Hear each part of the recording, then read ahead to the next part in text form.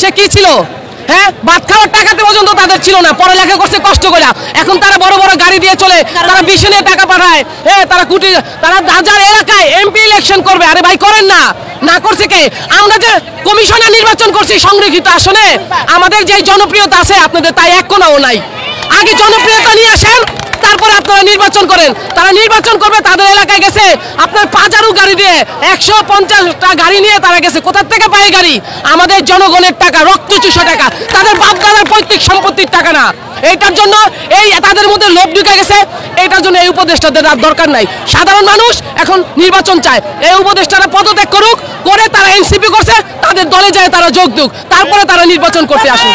এই পদত্যাগটা কেন চাচ্ছি আপনারা দেখেন যে এই উপদেষ্টারা যারা এখন উপদেষ্টা হয়েছে, তারা তো ছাত্র আন্দোলন জনগণের ফসলেরই তো উপদেষ্টা, কিন্তু তারা কিন্তু জনগণের কথা কিন্তু তারা শুনছে না।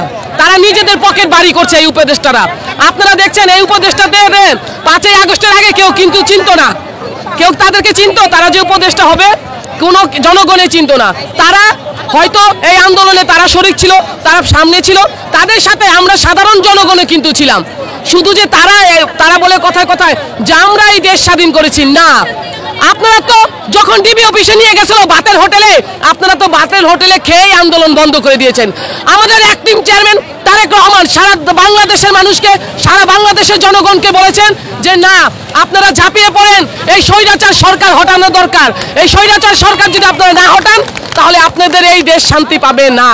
তাই আমি এই উপদেষ্টাদের বলতে চাই, তাদেরকে জনগণ যে কারণে বসাইছিল, এই উপদেষ্টারা সেই কাজ করে নাই। তারা তাদের পকেট বাড়ি করছে, তারা বাণিজ্য করছে। আমগো সিনিয়র নেতারা, বিএনপির নেতারা আজকে 17 বছর আন্দোলন করছে, মামলা হামলা খাইছে, তারা বাসায় থাকতে পারে নাই। কোটি কোটি টাকা সম্পদ এই সরকার নিয়ে গেছে। মানে বাবার নামে মামলা হয়েছে, ছেলেকে নিয়ে গেছে, তার ওয়াইফকে নিয়ে গেছে, তার মেয়েদেরকে নিয়ে গেছে, করছে না? তো তারা কি জানবে? একটা প্রশ্ন বারবারই আসে, আপনারা এখন আন্দোলন করছেন রাজপথ বন্ধ করে আপনাদের দাবি আদায়ের জন্য। অনেকে প্রশ্ন করে গত 16 বছর আপনারা কি করেছেন, এর উত্তরে কি বলবেন? কেন 16 বছর আমরা আন্দোলন করছি, এখনো আমরা আন্দোলন করতেছি। আমরা তো পলায় যাওয়ার লোক না, আমাদের নেত্রী তো পলায় যায় নাই। আমাদের নেত্রী কি পালায় গেছে?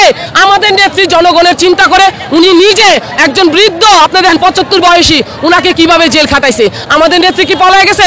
111-এ এই ফখরুদ্দিন মঈনুদ্দিন আমাদের দেশনেত্রী বেগম খালেদা জিয়াকে বলছিল যে আপনি দেশের বাইরে চলে যান, তাহলে আপনার সামনে নির্বাচনে আপনাকে প্রধানমন্ত্রী বানা দিব। কিন্তু আমাদের দেশনেত্রী নেত্রী বেগম খালেদা জিয়া সে কিন্তু দেশ ছেড়ে যায় নাই। সে জনগণের ম্যান্ডেট নিয়ে, জনগণের কথা চিন্তা করে আমাদের দেশনেত্রী বেগম খালেদা জিয়া বাংলাদেশে ছিল।